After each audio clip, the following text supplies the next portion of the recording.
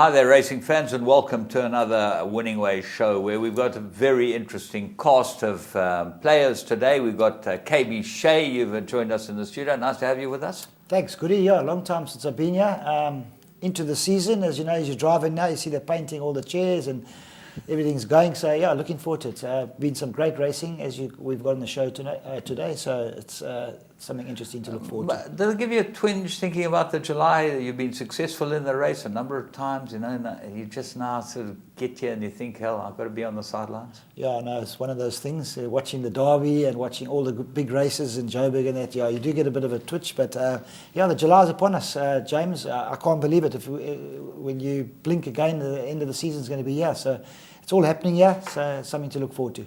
Only thing about the sport this weekend, well, there are a couple of things. We got an Italian winning, youngest player winning on the European Tour, and then Daphne, who shot 77 in the third day, ended up winning the Memorial. Yeah, he nearly done a snowman on the boys, done a bit of a melter.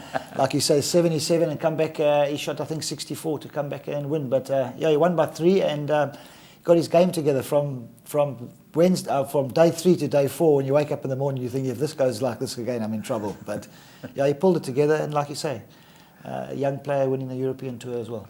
Cricket, I think we'll win the Champions Trophy. I was very impressed with what I saw. Yeah, they're going well, the guys. Taye come to the party. He's all passion. He's different class. He's different class. Rabada, I think he's got his game. And the batsmen are there to make the runs. Amla, I think, has got a new set of contact lenses. Now he's seen the ball as big as he used to. I mean, you could never get him out before. Now all of a sudden, he's getting his 50s every time a coconut, and the hundreds are falling into place as well. I'd like to see us again in the quarterfinals, semi-finals, even the final, playing 2 spinners and 3 fast bowlers. I think we could be very, very dangerous. Yeah, I think what they've seen now, they're going to maybe make those pitches not as spinny as the Indian wickets, because they know what we've got up our sleeve. But the seam bowlers, if they make it quick, we've got the seam boys to come in from behind to absolutely right, to bounce them around a bit. Well, good days, good weeks racing, and we're going to go straight into our 3 to follow. Let's see what we've got for you.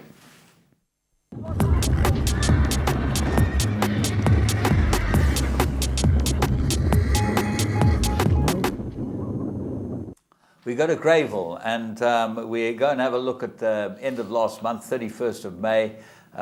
Tory Pines stepped out, Judd Pot and bred by Fastfontein in Werner's colours. Let's go and have a look at it at the start. This was a very, very good run.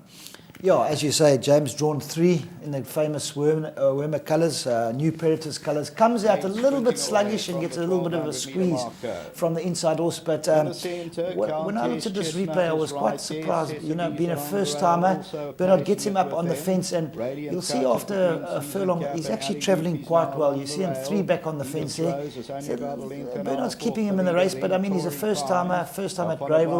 He's on the fence. He's actually travelling quite well over there now too. So I think Bernard's got him in a good position for a first-timer. You know, getting a little bit of a hampered from the outside horses, but yeah, he's in a good spot now. You can see now, turning for home, Bernard just niggles him a little bit to get him in. He's got virtually a clear run. He's got to go down the inside. There's no way out from there. But first-timer to get through there now is not the easiest thing in the world. He moves up. He's a lovely action horse by Jackpot, as you know. Paul Lafferty likes him. And there was Bernard right on the inside, changes his stick to his left, and he gets him going a bit flat-footed at the moment now. James, I think, changed his stick back to his right there. The horses with experience, as you can see, the winner with Sean Veal in front scoops away from him, but I think a good one to follow. Oh yes, this will come on a lot from the run, and you know, you just see those horses. Just the winner we picked up as one to follow after her first run, and she absolutely doddled in.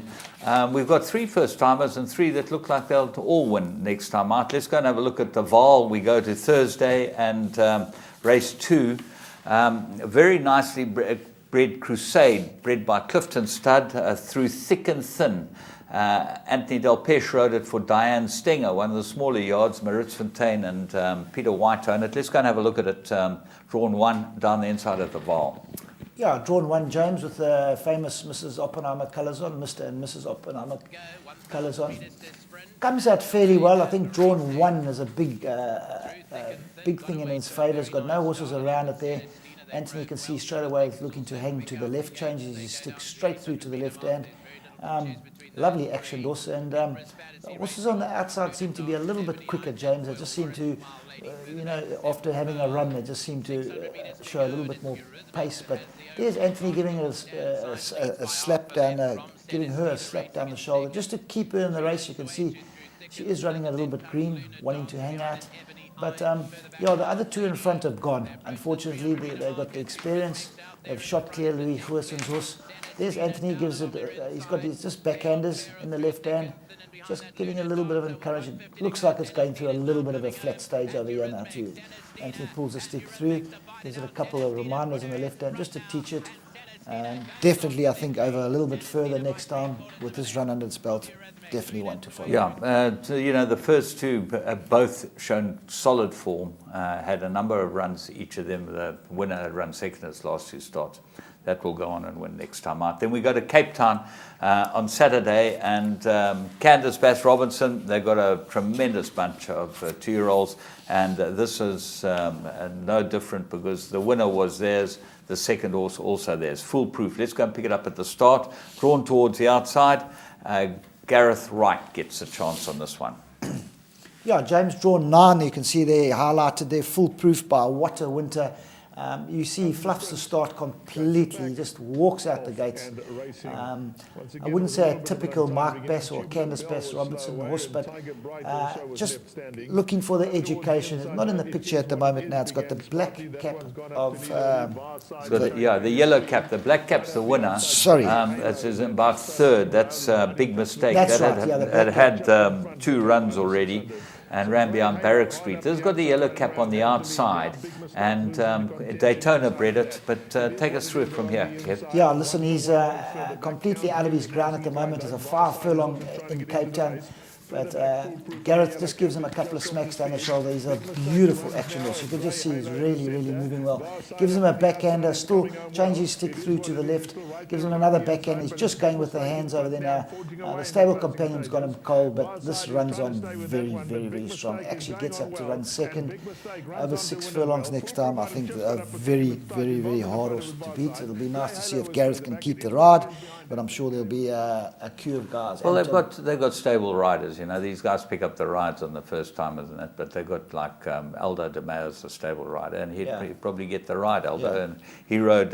Funny enough, Greg Sheen rode the winner. The winner, yeah. But interesting to see that you say 6 furlongs. Wouldn't you think of 5 now? Probably a bit more sharp at the pens, be able to get into the race a little bit earlier. If you jump on terms, you can sit behind him in a race like that. I think it could win. But a 6 furlong. What a winter, you just plop him out, you can sit him 3-4 lengths off behind him. Yeah. A lovely course to go on Kenilworth. But speaking to the Kenilworth, to the Cape Town trainers, they don't normally run their 2-year-olds this time of the year. Well, they normally do run all their 2-year-olds this time of the year, excuse me, because it's quite wet. But they've had no rain, and the guys are too scared to run them. They're drying up, and even I spoke to Dean Canama. He says they've had to put a lot of them on ice, but apparently they've had a bit of rain this weekend and hopefully a little bit more, and they'll start stepping out their baby. So that's something to look forward to. Right. Well, let's go and have a look at This Shouldn't Happen.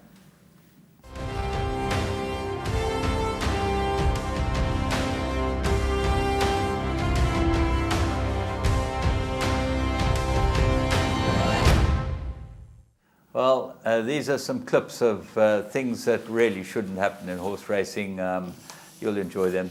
Some great moments here. Daniel's jockey did really well to stay in the paint there, Paddy Brennan.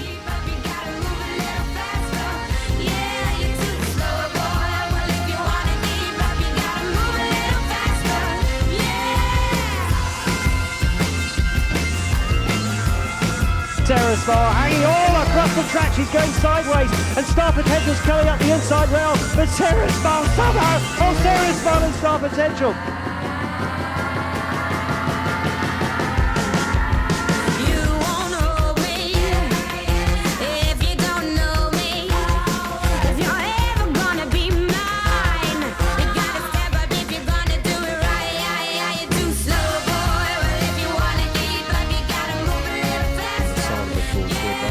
Blunders there, and what a recovery. What a fantastic recovery by Tom Scudamore.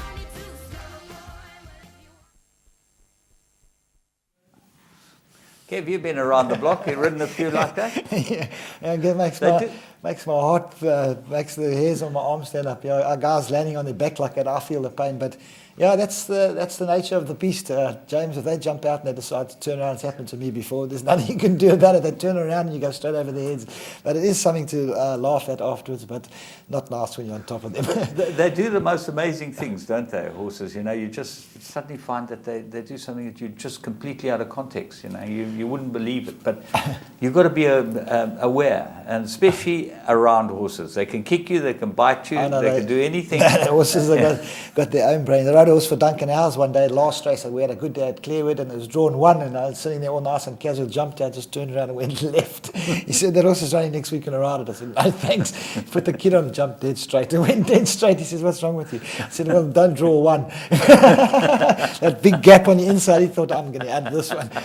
So, I mean, that's an example, but yeah, it does happen. I mean, you saw it at Royal Ascot with the American horse just decided on the day to bolt, and that was Olivia Pillay had no...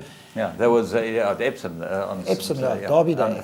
Friday in the Oaks. In the Oaks, yeah. They apparently there was a big storm, just talking about that, huge storm, and a thunderclap or something, and she just took off that filly. But he had no chance of stopping. No, he tried. I could see him. He tried left, he tried and right. You know, the stalls are across the track, so that's why... When I saw the feet come out, I knew you're getting close to the pins, because that's a normal thing you do.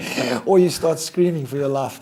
Because after the pins, you know, you've got a fence, so you're going to go through one of them. So you thought, let me get out of here now. It's lucky, you know. You takes guts to jump off. Yeah, you're going to break your collarbone or your ankle or the horse stands on your ribs. It's gone. That's you. 6 weeks. Good night, nurse. Yeah.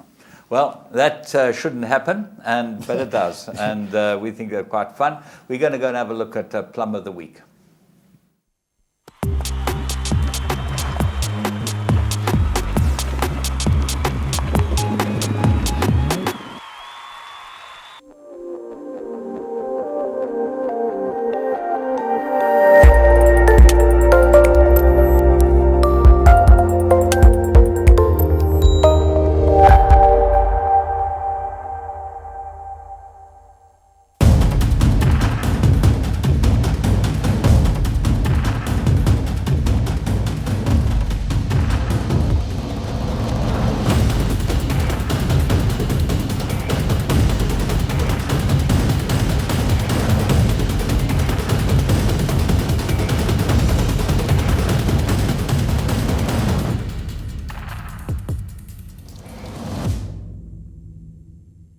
Out looking to get the split, just got a length and a half to make up, coming forward on the bridle. La Ferrari now comes home. Zinnevar's on the outside running on. La Ferrari hit the front, it's his race to win. La Ferrari from Zinnevar out my way, but La Ferrari's doing it again on the track. La Ferrari's full of fire. Zinnevar second out my way, and then came Napoli. Well, there you go. If you wanted to back a horse that looked like it could not lose, La Ferrari looked like the business. 3-1 normally. You could have got 7-2, 4-1 within to bet, even 9-2 at the beginning of the day. Owned by the Ferrari syndicate, this is Tony Rivlin. But what I thought was interesting was that the full brother also ran in the race. It's a horse called Bengal Boy. That's right. So they're full brothers, these two.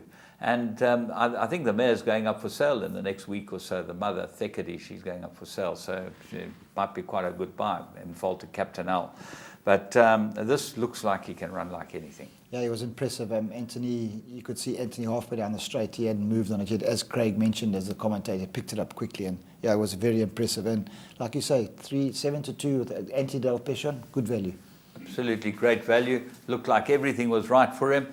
We're going to go and see what happened over the week in current affairs.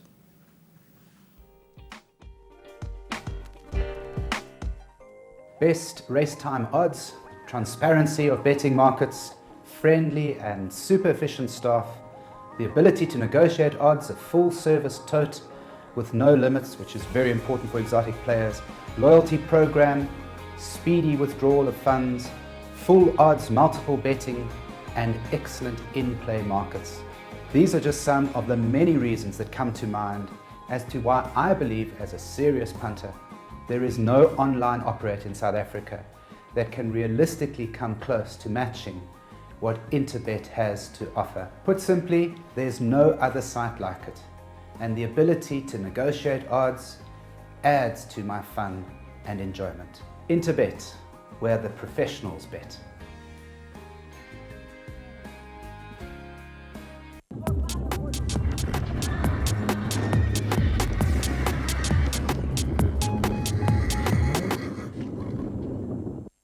An unmissable bloodstock opportunity where the world's most influential bloodlines attract a global audience for the Southern Hemisphere's #1 breeding stock sale, the Magic Millions National, offering the finest lineup of weanlings, yearlings, broodmares, race fillies and racehorses. It's the must-attend bloodstock event of the year.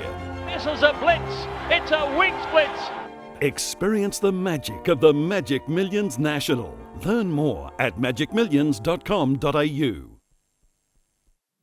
Well, that's where Laf is, and we'll be finding out all about the Magic Millions big yearling sale, which comes up from the 6th to the 8th of this month. It's tomorrow, the day after, and the day after, lots of horses on it. Great sale. But good racing we had in Durban this weekend, and lots of horses trying to qualify for all types of races. Yeah, James, it was very interesting. We saw the creme de la creme come out. Some good results for the bookmakers, I think. Yeah, interesting. The July still big question mark. It's going to be a great July. I think this year it could be like the Derby. I think we're going to get a big outsider, and somebody's going to collect good money. Okay, well, let's first of all go and have a look at the Lonsdale, which was sort of the pipe opener for the 2 Grade 1s, and we're going to pick them up at the 600-metre mark. Making play in front is Sarissa, where he likes to be. Sets the tempo by 2. Back in second, 3 Balloons. Captain Splendid. Double Clutch and My World. Hot against the steel to the inside. Mr. O'Neill continues to do it 3 around. Impact Zone. Great Rumpers. Rocket Ball's got 8 lengths to make up. Just ran onto the hills of Impact Zone. Hayaku, Banner Hill, Cape Speed. He's going to have to find that speed. He's got 11 lengths to make up. Rocket Ball's making a move around them. 600 metres to go in the Lonsdale Stirrup Cup Grade 3. Sarissa's been there throughout. 3 Balloons. Captain Splendid gets the shake-up. Towards the inside, Mr. O'Neill goes in. Rocket Ball to the outside. Banner Hill tries to progress. My World's on the inside. Captain Splendid runs a big race at the 300. Takes on Sarissa. My World, Rocket Ball. Banner Hill's on the outside. Captain Splendid. Down the inside, My World. Captain Splendid and Pierce Stratham in front. My World second, but Captain Splendid's digging in from My World. Sarissa and Hayaku.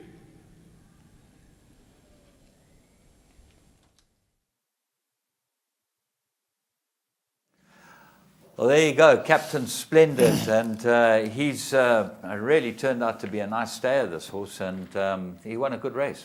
Yeah, James, as we spoke off air, Striker, I thought a magnificent ride on the fence.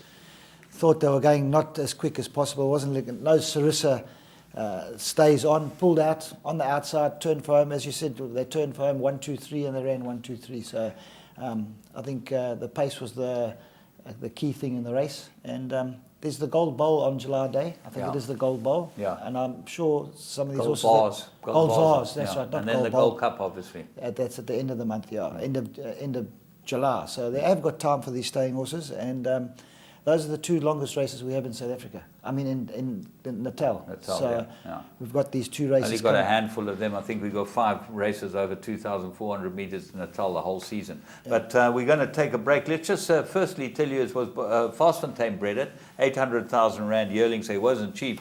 Fred Krabbier owns him for the Snaiths, and Pierce Stratham, masterful. But we'll see some more after we've taken this break. We'll be back with you after this race.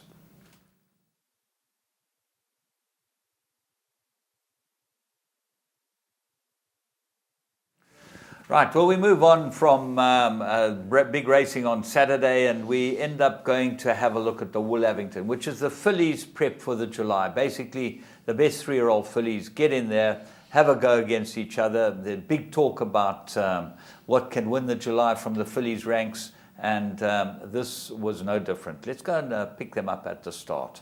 In 2000, Grade 1. Fasten those seat belts. They sent back on their journey. Gimme Sixes towards the inside. Final Judgment, red sleeves and cap down the middle. Couple of riders just looking to hold their position to the inside. Party Crasher, one of those, and then came Safe Harbour. Gimme Sixes had to be taken back to the inside. Aldanza moves around. Epona overcomes a draw, but is a little bit free in the early stages. Epona just looking to slot into her stride. Around them goes Lady of the House. At this stage, Oriental Oak spots them 6-length start. Gimme Six towards the inside. Safe Harbour enjoys her journey between runners. Onesies on the outside. The High Life 3/4 of the way back, 10 off the leader. Then we drop back to Smiling Blue Eyes. On the outside, Onesie, they're 11 lengths off them. Dress for Success further back in the running. Wind Chill spots them at 13 lengths start with Bipop the trailer. Lavington 2000, grade 1 past the 1,000 metre marker, and Lady of the House picks it up under Pierce Stradum. Back in second, Final Judgment. Aldanza's on the outside, Orchid Island to the inside, the red cap and black body. Epona 4 lengths to track down. Further back is Party Crasher. Oriental Oak looks to get a length closer. Safe Harbour to the outside, Onesie. Gimme Six, 7 lengths to hunt down. Smiling Blue Eyes towards the inside, the High Life. Trying to close in his Wind Chill. Homeward Bound in front, Lady of the House. Aldanza. Epona looms large. Orchid Islands between them. Final Judgment goes in. Safe Harbour comes to the outside. Gimme Six goes in. Lady of the House, the one to get to. Still in front by a length and a half. Gimme Six is running on to the inside. Orchid Island tries to close in. Gimme Six is coming at Lady of the House. Lady of the House, Gimme Six on the inside. Lady of the House pulls it out. Gimme Six, Safe Harbour and Orchid Island.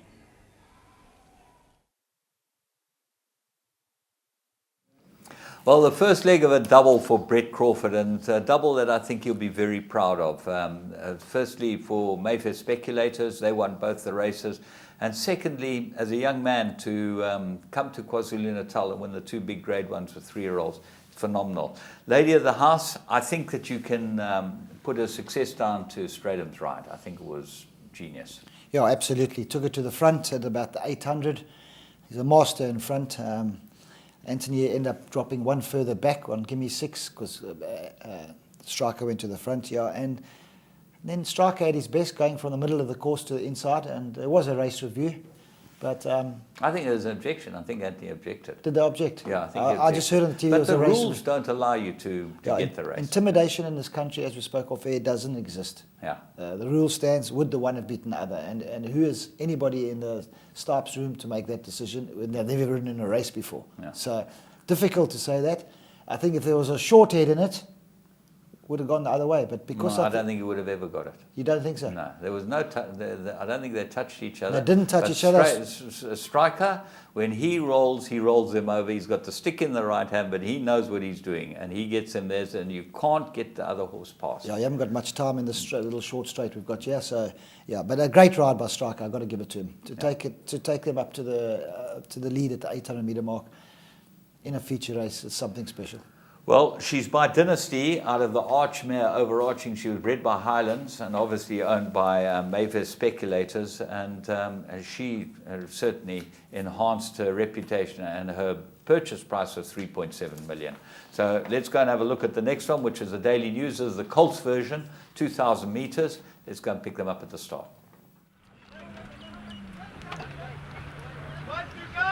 Elsahem to come in. Daily News 2000, Grade 1, Africa Rising's a bit restless. Settling down, and they sent on their journey. Zodiac Ruler just took an awkward stride and seemed to get a bump out the gates. Secret Captain is right there in the early stages. Gingerbread Man, Dark Moon Rising on the outside. Secret Captain looking to settle into his stride. Horizon Races in that 4th position as they go down towards the 1,600 metre zone. Elsahem's 3 around them. Behind runners Copper 4. Zodiac Ruler looks to improve to the inside. Africa Rising. Edict of Nantes racing about 7 lengths off them. Pagoda's further back with Glider Pilot. They're racing a dozen lengths off the leader and Captain Gambler. Gingerbread Man, as they shuffle the deck, he came out on top, leads by a length and a half. Dark Moon Rising is right there. Towards the inside, Secret Captain. Horizon's no more than 3 lengths off them. Zodiac Ruler gets a run to the inside. Red Sleeves and Cap. El Sahem's got the shadow roll. He's 5 lengths off. Copper Forces to his inside. Edict of Nant, Black Sleeves and Cap spots them 7 lengths start. Between runners, Pagoda, Africa Rising. Then comes Glider Pilot and Captain Gambler. Daily News 2000, Grade 1, Gingerbread Man in front. Secret Captain's right there with Dark Moon Rising. Zodiac Ruler towards the outside Horizon. El Sahem's now heard the call. He gets the shake up towards the outside. Edict of Nant looms large. Black Sleeves and Cap comes to the outside rail. Africa Rising. Zodiac Ruler goes in.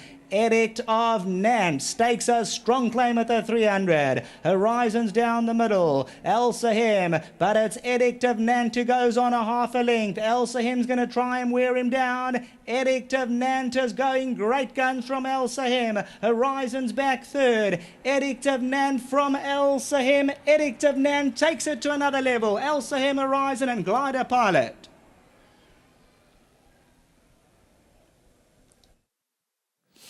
Well, there you go. A very, very good win. He's a dual Derby winner now. He's won the Investec in Cape Town and he's won this one here. Frankie rode him last time. You remember there was a brilliant ride from Frankie. And I think Anton just as good a ride here. Yeah, it's funny you say that. Actually, I sent Frankie a message to say that also he won the Derby. Has just won our top 3-year-old race and now qualifies for the July. And looking at him, I thought Anton gave him a great ride. He was a little bit further back than the normal Anton Marcus style. You know, Anton likes to place him, but pulled it out at the top of the straight, came on the outside. So it just shows you can pull out in the top of the straight, quickened up very quickly on this track, which I think is a big benefit for the July, and held on well. I thought Anthony's horse, it looked like he was going to get there, and he just didn't. You know, a little bit of a letdown, I thought. Well, we'll be chatting to Sean Terry later on about. He'll be able to tell you exactly what. He'll be able to tell us exactly what the story is. But I thought Horizon ran a fair race, and you know it just looks much as the rest of them. Absolutely, the rest of them are just much of muchness. Horizon, I think they've had quite hard campaigns, these horses, but they're going to line up and they're putting their hands up for the big one, and let's see what happens. The final field's going to be quite tricky. I'd hate to be on the panel because every year there's always a headache. But let's see what gets in. The bottom 3 horses are for jokers. Yeah. When I say jokers, it's the panel's decision Yeah. to give somebody a chance which they think deserves a chance without actually maybe even qualifying for it. So also they might have shown the ability and then just fallen away at the death. Just talking about Frankie, he rode the Oaks winner and. It was horrible to see Olivier Plessier take a dive off that horse. He took a tumble, yeah. But Frankie had his brilliant best again. Yeah, it was a great ride. I actually spoke to him on the way back. They were actually flying out of Epsom. They were in helicopters, and he was more excited. He had £500 on Arsenal to win the FA Cup. Good boy, Frankie. Go Arsenal. He says, don't worry about the Group 1. What about Arsenal? I have my £500 at 3-1 in a 2-horse race. Isn't that value for money? So you just won a £2 million race. What are you joking? But yeah, great race. The Frankie Dettori and Ryan Moore clash was there to be seen on the whole weekend. It was fantastic racing. I really enjoyed it. We're gonna go straight to the English Derby because it is the biggest race on the English calendar, and we're going to show you that, and then we'll chat about that. In the Anthony Oppenheimer colours, they're set to race, lined up, and they're off. Racing in the 2017 Investec Derby, Peeler was rather slowly away. Venice Beach amongst the leaders, with Best Solution and Douglas MacArthur going forward on the wide outside in the black sleeves and now leads the way. Also going handy is the Anvil, followed by Peeler, and Cracksman is right there as well. Permian is handy as well. Rekindling towards the outside in the dark blue jacket, white cap, followed by Glencadam Glory. Khalidi is chasing the leaders. Dubai Thunder and a red cap towards the inside. as they get across the course now, and Douglas MacArthur leading the way by a couple of lengths to the Anvil in second. Then in third is Best Solution in the all blue jacket, Permian in the silver silks, followed out wide by Venice Beach, wider is Crowned Eagle, Cracksman just nudged along there by Frankie Dettori, Dubai Thunder the inside of Rekindling, and the front two going off very quickly indeed. Capri is further back in the field. Douglas MacArthur and the Anvil have gone 8 to 10 lengths clear of the field as they head towards this long left-hand turn at the top of the racecourse. Venice Beach is third on the outside of Best Solution, then Permian and Cracksman and Crowned Eagle, followed by Rekindling, and then Dubai Thunder is further back behind these, followed by Eminent and Khalidi. Capri the grey on the outside just behind Rekindling. Glencadam Glory, Cliffs of Moher is well back with Saluen, and then Wings of Eagles, Peeler, and last of all is Ben Battle in the white cap, heading on the descent now towards Tatnam Corner. A furious pace in the Investec Derby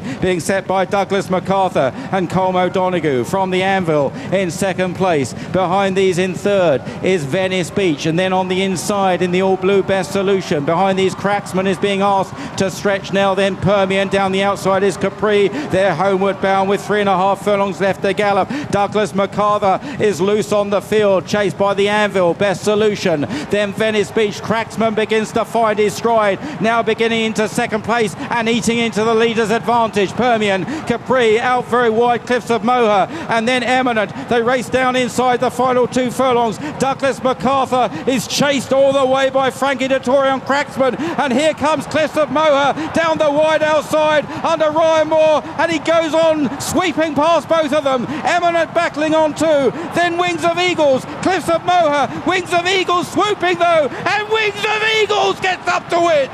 Wings of Eagles denies Cliffs of Moher and Cracksman fighting it out for second, and Eminent back in fourth. Well, for all your money going through the 200, you've got to believe that Cliffs of Moher, which Marcus Hughes owns a share of, was going to win the Derby. Yeah, I thought he was home and dry. Ryan came from a long way back, and by the time he got there and the race was just about over, you could see he had enough. And I mean, the winner, James, if you watch the race here, I mean, he should never have lost, shouldn't have moved on it. He got squeezed out twice in the straight. Frankie gave his horse a peach of a ride. He was in the right spot all the time. Ryan gave them all start. Yeah, James, I thoroughly enjoyed the coverage on RTV. I've got to be honest with you, just listening to Mick Cannan and Jason Weaver and jockeys that have ridden in the actual derby, how it goes about, what do you need, what horse you need. I mean, you saw Ryan Moore's horse got to the start. He was sweating like a rapist. He was really, he was in a state, and you saw the bookmakers. He just drifted. I mean, you could have got maybe 6-1, 7-1 at the death, and he was second favourite only because he was sweating like that. And I'll tell you what, they would have been sweating at the 100-metre mark because he swooped up. But Aidan O'Brien, as I said afterwards, they're going to split those 2 horses up for their careers. They're not going to be chasing each other again. And the second horse, I think, is a serious horse. Frankie's horse, with the, he's a Frankel as well, which is nice to see a Frankel run. I thought he ran a cracking good race. No, he ran a great race. He's had less experience than most of them too. He'll be better. You could see that coming down the hill, Frankie from such a good position. You could see his horse just wasn't on the rails, as they call it, not on the actual running rails. They say you've got to get a horse on the rail. You can't get him smoothly because you're galloping downhill with the incline. I mean, it's difficult. As they explained, it's like running with one long leg and one short leg. And if you haven't got a horse that can do that, they just don't even go. They just drop out the race. So, yeah, it was a great race. I mean, fantastic race. Even the mad dash, 54.8 seconds. I mean, you got to be quick there. You snooze, you lose. But just getting back to Brian, this you've been a jockey, so you know what it's like when you've been at the pinnacle. You know, here's a guy who has took out a license in 2003. He's ridden 4 winners since 2015. Okay, the beginning of 2015.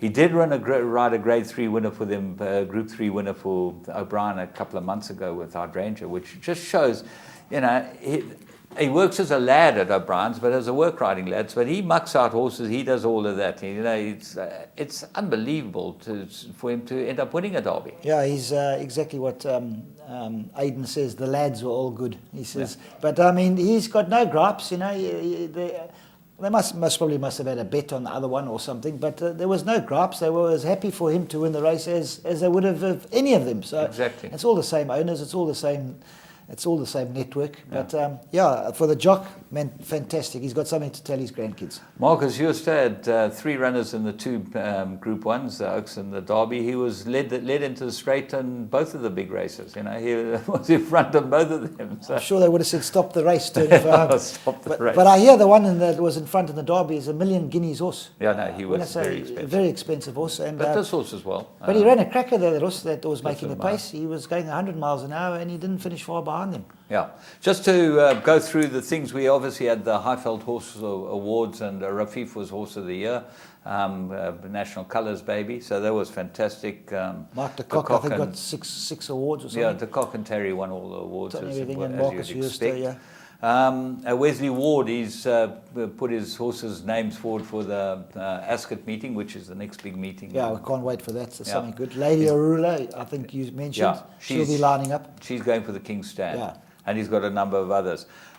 Just to let you know that Ormond Ferraris thinks he's the oldest man training winners on this planet. There's a guy at Gulfstream on Saturday, won a race. How old do you think he is, a trainer?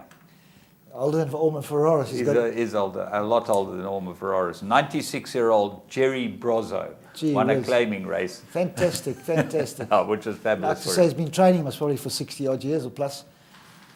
Yeah, absolutely. We are going to be chatting to Vijay Maharaj from the Rising Sun about Saturday's race meeting.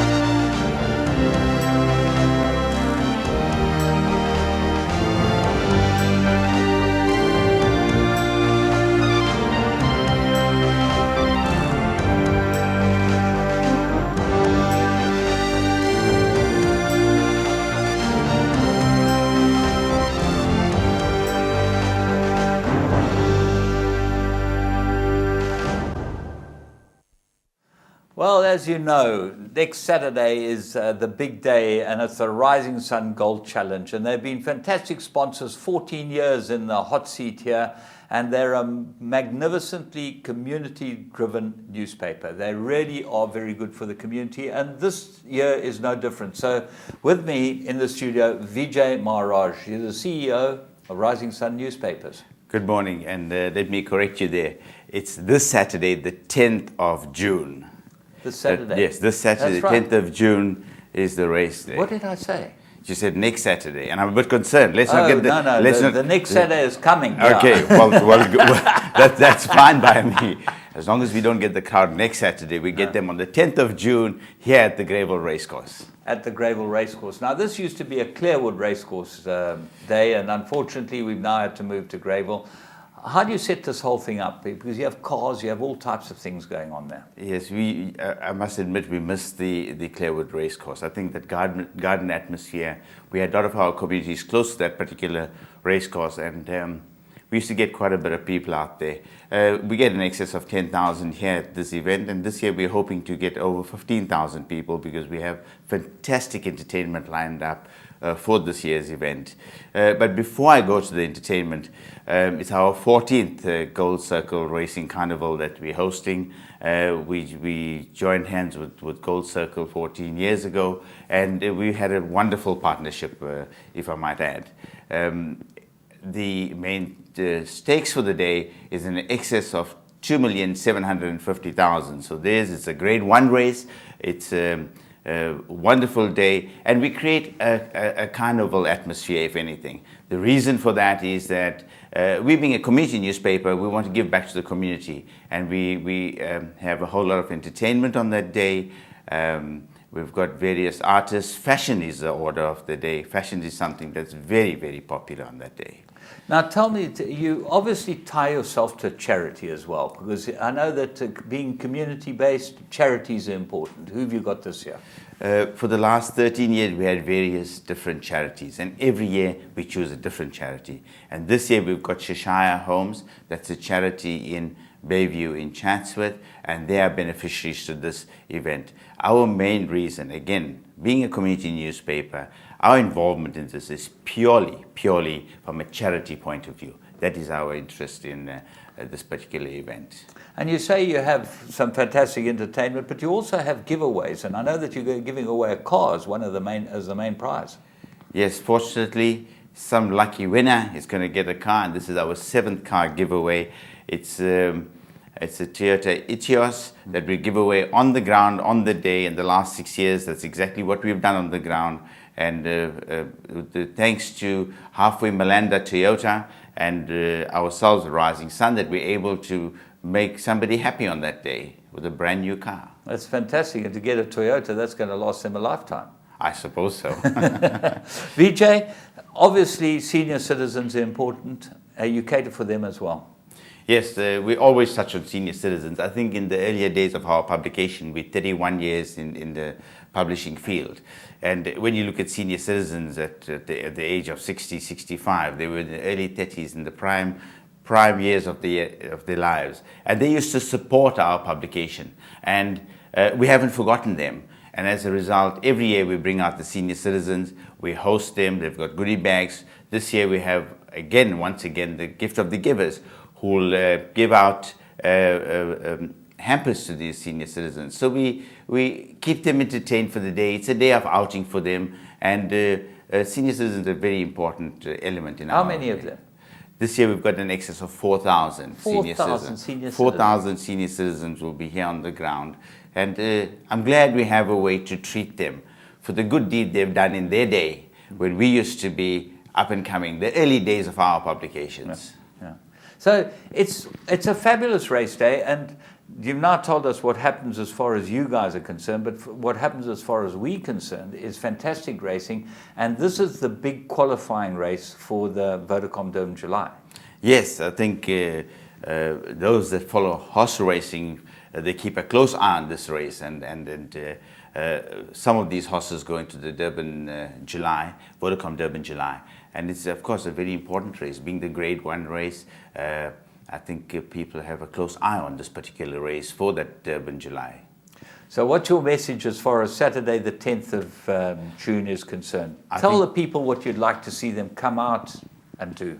Look, I think this particular day, as I said, it's a carnival atmosphere. So there's something for the entire family. There's food stalls, there's entertainment all day, then they've got flea market stalls.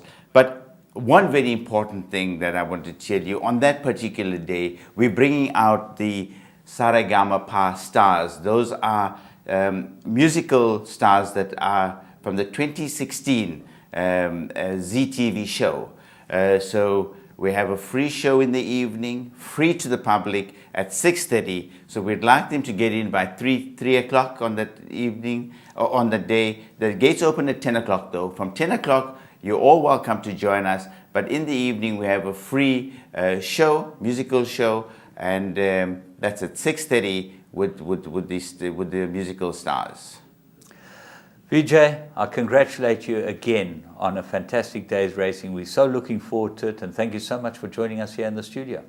Thank you, and we look forward to our community to come out and support us, support the organization, and support Gold Circle. Thank you. Rising Sun Gold Challenge. You don't want to miss this race day at Greyville on the 10th, as Vijay quite clearly put it, this weekend, not next weekend. So be there and come and enjoy the racing.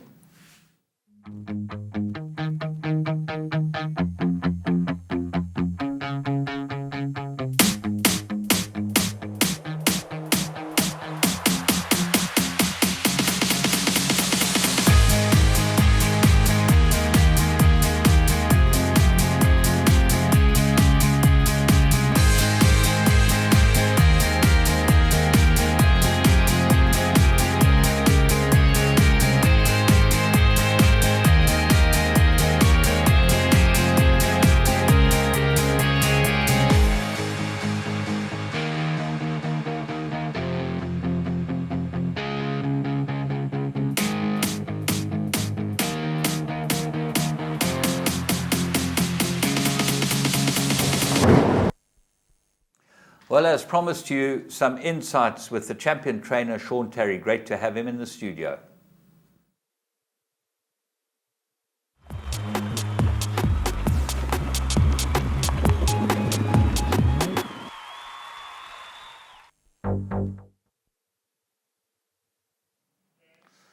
Well, it's been a long time coming, but at last we've been able to nail him down. Sean Terry, the champion trainer, and we haven't spoken to you for quite a long time, Sean. Good to be here, James. Thank you. Good to get the nod eventually, yeah.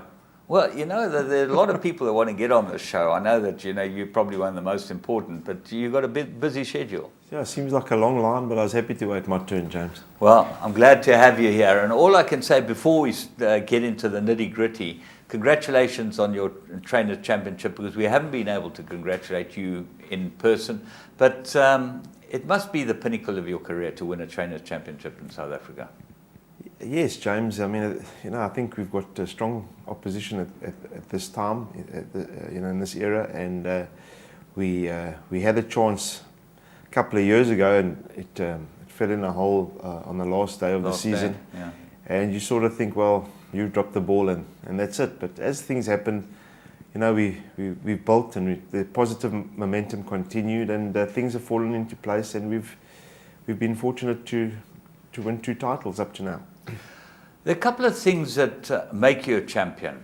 And the first thing that I would say about you, obviously you're an all-round trainer, but you've got an unbelievable grasp of handicapping and where to place horses. Does that come from your punting background? And I think the punting background certainly helps. At the same time, you know, we've gone the hard road as well, where we were obviously very small at one time and had horses that were battling, and the only way to maximize earnings was obviously through understanding merit rating and placing them accordingly. At the time the merit rating came in, my brother was probably one of my main owners, and there came a time where the stable took over the horses from Mark, and between the yard and Diablo Trade, we had to keep the operation going with stakes. So those horses had to pay their own way, and if you made mistakes, it was very costly. So we were fortunate enough to keep everything going with Diablo Trade, and the operation paying for itself through stakes earned. I think that was probably a very big learning curve, and obviously got a lot of confidence in the system, where to place them, and what benefits there are going for certain races at certain times. So yes, we understand the system, and we've tried to you know, expose it wherever we can. Well, you know, when I go back and I remember your beginnings, and there are very few trainers, I must point out at this stage, that there are very, very few trainers in this country or anywhere in the world that become champion trainers in such a short time, from nothing, from starting yourself with 6 horses or whatever you had in the beginning. It's incredibly difficult to do, and there's one shining light in your life, and that's got to be Chris van Niekerk. Sure, absolutely. You can't do it without the horses, James. You can't do it without the backup. But I think Chris, more importantly than the amount of horses that he has with me, it's the way that he goes about the business. And certainly all the decisions are left to me, and there is no having to answer for a bad decision. So the fact that I have free rein, and there are no consequences if I happen to slip up, it gives me a lot of peace of mind, obviously, a lot of confidence, and you know, I don't have the pressure that most trainers have, and I think that's a big advantage, James. Well, you know what it's like having the pressure, because you had the pressure in the early days when, you know, at some stages I know it was like you couldn't get a bag of food, you know, and you've got horses to feed, and always you fed your horses before anyone else. It's a long road, and it's a hard road, isn't it? It's a long and hard road, but the pressure I'm talking about, James, is not necessarily financial. I mean, that we are battle hardy, we've come the hard road, and we streetwise, we've always got by, and we've managed to do so without compromising what we give our horses. But the pressure I'm talking about is, you know, owners not understanding why you're running their horse, not understanding why you're not running their horse, you know, making a mountain out of a molehill, and generally making you uncomfortable with a horse that you are handling. And owners out there don't realize what they do to their trainers by sending them texts. Why are you running here? Why aren't you running there? Those little things. They think it's just an SMS, but it plays on the trainer's mind and it'll cause him to make a mistake, and often to the detriment of the horse's career and in the long term to the owner. Well, you've had the champion horse in South Africa for 2 years, Legal, and obviously that brings me to the point. You look at the Rising Sun Gold Challenge on Saturday, which would look like a natural race for him, and he's not in there. And obviously you've decided not to, but you never got an SMS, I'm sure. You know, why is he not there? Yes, no, at the end of the day, fortunately enough, we've basically agreed with Mayfair on what we're going to do with the horse. There was no pressure from them to say, no, you must run in Durban. We're quite happy to keep him to Cape Town and Johannesburg. Limited amount of races per year. He's a gelding. You know, he's got another couple of good seasons ahead of him. There's no reason to risk the horse or to prolong his season. There's some lovely races in Joburg and Cape Town, and in terms of money, you know, it's a lot of cash that they're throwing at them, and you know, we have to just be mindful of that. A horse like Legal Eagle sets up your season to obviously to be champion trainer, because it's all based on the amount of money you earn. And when you've got a few individuals that can earn 5 and 6 million rand a season, it's actually ridiculous. Well, he's been an unbelievable horse, and as I say, that is your planning, and that's what goes into it. You decided that Cape Town and Joburg are the best two places for him, so he's having a rest now. Where would he be? Yes, we're using a farm in Kyalami that I used last season successfully. The lady's name's Karen Eatman, and you know, Monique manages that. She checks on the horses regularly, and I'm just happy with the way it went last season, utilising them for the first time, and yeah, let's hope that we can continue the relationship. Where do they go? Just go in the paddock, chuck them out, or do they keep him in light work? No work, just chuck him out. Proper easy for 2 months, and it's really makes such a big difference when you can just give little aches and pains a chance to heal and bring them back fresh. It's beautiful. Well, that's what happens with certainly the English and the European season, is that they get the months off of the winter, those horses. So you see them come through their hard program for 9 or 10 months and then get a couple of months off. A lot of horses in this country aren't able to get a couple of months off, which makes a big difference to a horse. It's a big difference, James. Unfortunately, in this country as well, the economics dictate, and those, especially the bread and butter horses, shame, they have to keep going and keep earning. Otherwise, you know, people look at what the outlay is and what they've earned, and they'll find themselves out the stable quickly if they're too much of a liability. So, you know, the bread and butter horses, we don't always get to do what's best for them based on economics. Yeah. And then, all right, moving on to looking at the season. So far, you're getting close to 30 million. You're going to win the championship again. That must be highly satisfactory to be able to improve on last year, which looked like a year or two that you can never forget. Oh, it's absolutely amazing, James. You know, one of my sayings that I believe in is positive momentum, and I believe if you're going forward and you keep building, everything snowballs. And you don't change what you're doing, you don't change your direction, you just keep planning each horse's career as successfully as you can, and they in turn just repay you in a huge way. So, you know, I'm very fortunate to find myself in this position. I couldn't do it without the staff that I have, I couldn't do it without the horses that I have, and I'm just fortunate that I have the big operation that I have, and I'm able to benefit from that type of commitment. Just talking about the staff that you have a lot of staff who seem to be very, very good at their jobs. And, you know, obviously, Shylock been with you, I don't know how many years, but since I've known you, he's been with you. And then you've got Tabiso, and then you've got Dijon down here, and there are a number of people that you'd like to probably mention. Yes, well, Anderson Zongo is my key man. Yeah. He started with me. Yeah. He's coming up for 20 years this year. Service with me as an assistant. You're going to get a gold Rolex? I don't know about a Rolex, but he'll get something.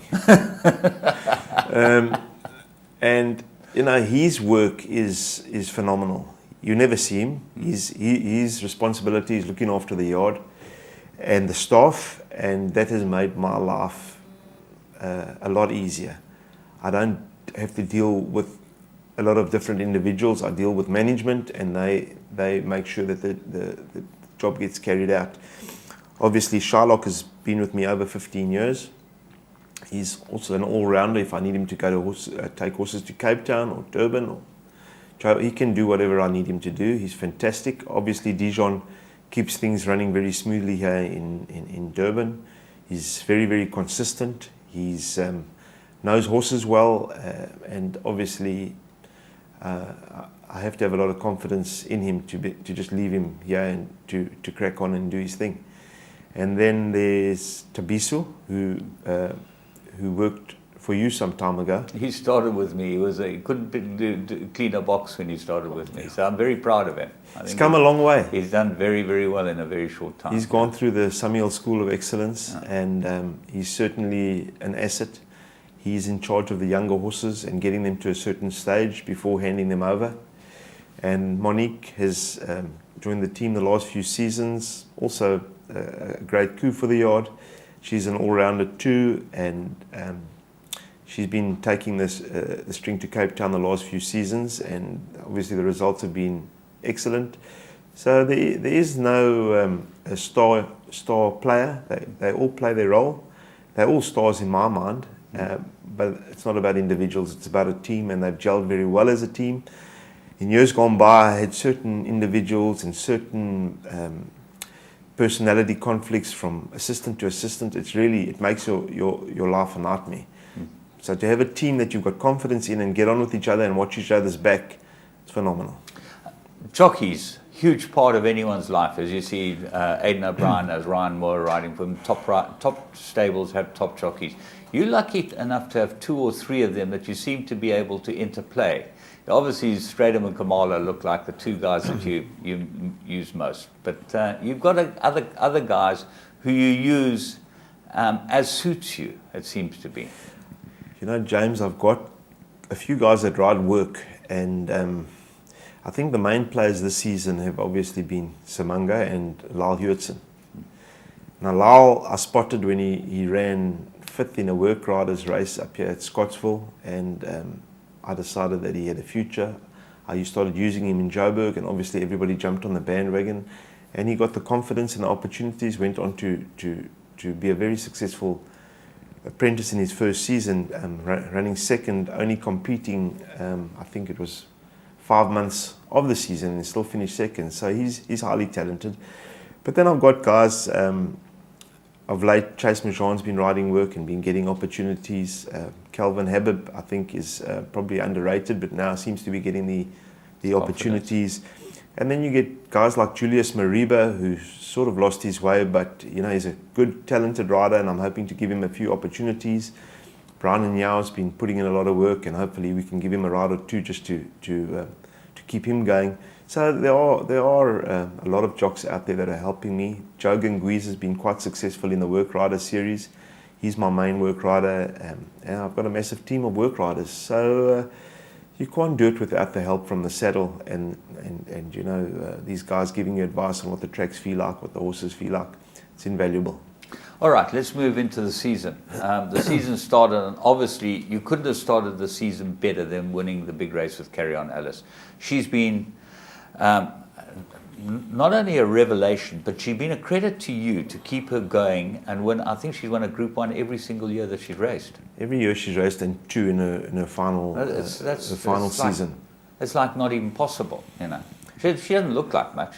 You know, James, she has really been a privilege to have and train. She's been pretty straightforward. Unfortunately, you know, there are people on the sidelines that like to pick holes in what you do and how you handle them. And there was a lot of criticism that I read in certain articles that how much racing she's had. She's had 28 starts. I think it's not excessive.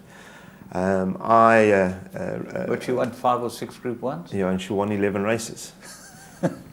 She was probably out of the money 3 or 4 times. A couple of them were fifths, so she earned every time. Who's criticising you? Because You know, I don't want to mention names, but there are a lot of experts out there, James. There are a lot of experts that can, you know, I get SMSs on how to place my horses. I get a lot of advice. So, you know, I wonder if I could still do it with all that advice that I get from the... Have they trained more winners with the horse and more Group 1 winners? Well, they certainly think... Obviously, you know, that's very important criteria. They probably think, given the opportunity, they certainly could. But let's go back to Alice. You know, the plan was always Cape Town and the betting world, the Cape Flying, which she achieved. She doesn't do as well in Cape Town as she does in Joburg and Maritzburg. And we had to handle things a little differently this year in that we tried to get her there needing the runs and peaking her to the Cape Flying, which worked beautifully. Unfortunately, we were prepping her for the computer form sprint and she came through a prep run beautifully. But a few of my horses on Champions Day weren't quite there. We had temperatures, we had things going through the yard, and basically her heart rates told me that she wasn't quite there. Legal Eagle wasn't quite there, but at the end of the day, it wasn't enough to scratch them on. And I had a few fluff their lines on Champions Day, although they were very competitive. And the feeling from the owners was maybe it's time to call it a day with Alice, because it looked like a below par run, and so there were, behind the scenes there was anxiety, and because I said there's no ways we can miss the SA Filly Sprint. I mean, it's teed up for her. It's a gift. Yeah. First of all, it's third run after arrest. Besides the second run, which I don't believe in for the computer form, she wasn't right. She wasn't right, and she got beaten a length and a half. I'm saying to myself, you know, against top colts, the fillies that maybe 1 or 2 could have challenged us were behind her in the computer form. It was an absolute no-brainer. So I was quite strong in my view that there's no ways that this filly can retire without running. But then basically I felt the pressure was on me. What if something went wrong? I'm forcing the extra run. Scottsville, you know, it's not a carpet. If something goes wrong. So there were all those things playing on my mind, and unfortunately what should have been a beautiful, smooth ending to an illustrious career almost became like a hell of a lot of pressure. But fortunately, the rest is history. She's come through it well. 2 Group 1s in the season. 2 of the 3 that she competed in, and 3rd in the other one. What more could you ask for, James?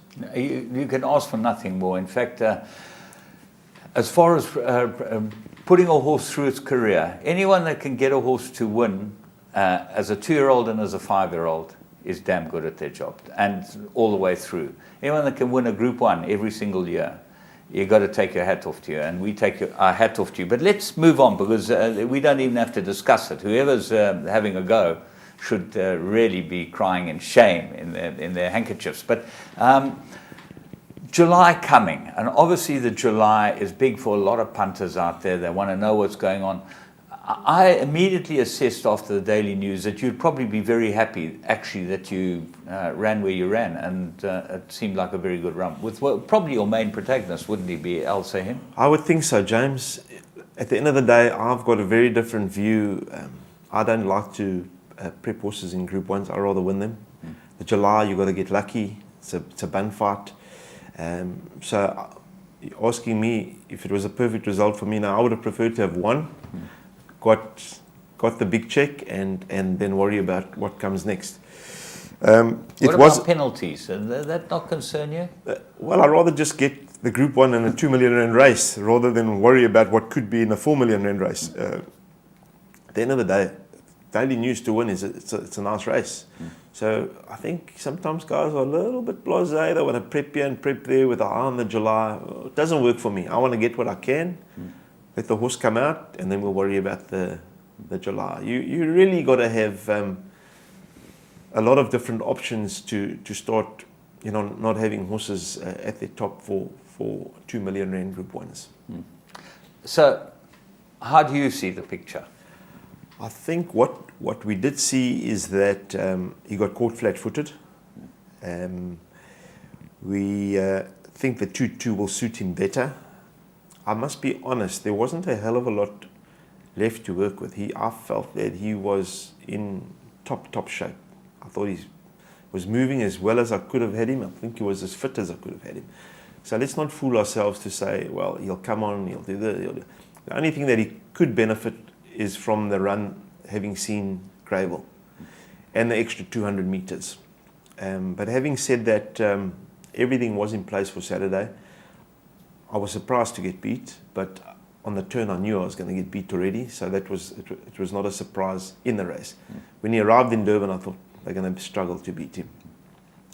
I haven't looked at ratings. I don't know if the handicapper has done the maths at this stage, but the way I see it, I'm going to get a kilo from him in July, Edict of Nantes, and between the horse seeing the course. It's interesting that you say that, because I think your horse was rated 106 and he was 101 after the last. I'd have been a 102. A 102. So now, what is the handicap going to do? Put you down to 104 and put him to 106? No, I'll stay at 106. He'll go to a 108. Whichever way they look at it, that's what's going to happen, in my opinion. If he gets away with a 107, it's a bonus, but that's as good as it could get for him. Your other horses in the July, is there anything there that we should be taking note of? Because we've got to wrap, unfortunately. But what else is there that you like, or that you think might be coming under the radar? I think that filly Safe Harbour is a brave girl, and she's although she's had a long season, I think she's looking for the ground, and she's running on well over the 2,000. Whether her form is strong enough, it's questionable. But she got beaten ahead by Bella Bella, ahead by Jessential in Group 1s. That type of form with 52 has got to put her in the play. I think a horse like French Navy, the tongue tie's made a massive difference, and we felt he wasn't at his top for Champions Day run. Having said that, his 2 runs with the tongue tie have been very good. So he was crossed the last 150. He just shirked it a little bit when those horses crossed him, and I think that run, I think he might be a bit better than that run. Well, I'm happy to follow up with him. I was with him last year, and James, at 40-1, you're not going to get hurt. Exactly. So just a little bit of insurance is going to do you no harm. And then I think a horse, older horse that could come in with a lightweight is a horse called Liege. He'll have his first run in the Jubilee. He's drawn 1. Obviously, he has to run really well to cement his place. But at the same time, this season I've made a point of not compromising my prep for Gold Circle to see that they're good enough to run. They must either get in or they don't get in. But if they do get in, it's going to be a prep that I'm happy with, not forcing to satisfy Gold Circle. So whatever gets in, I've done my own thing. I've done my prep the way I'm happy to do it. And what runs, James. At the end of the day, without being blasé, but we've had success in the race. I will have a run or 2 at least. So whatever else we get in is a bonus. But if they get in, at least I'll be comfortable with the prep they've had. Well, Sean, it's been fantastic chatting to you. We wish you all the best for the July and for all the other races over the season. And thanks for joining us at last after quite a long time. And we hope to get you on the show a little more often than this, because it's a revelation. And there are lots of things I'd like to talk to you about. I know that handicapping is one of those things I'd love to chat to you about. Our time will come. Thank you. Thanks, James. It's a pleasure to be on the show. And obviously, the Durban season has always been a highlight for us. And let's just hope that we can continue the way things are going. Sean Terry, thanks to him for coming on Winning Ways and telling us a little bit about the insights as to what goes on to make a champion trainer. And he is truly an absolute blessing to South African racing, and great to have him on our studio and in our show.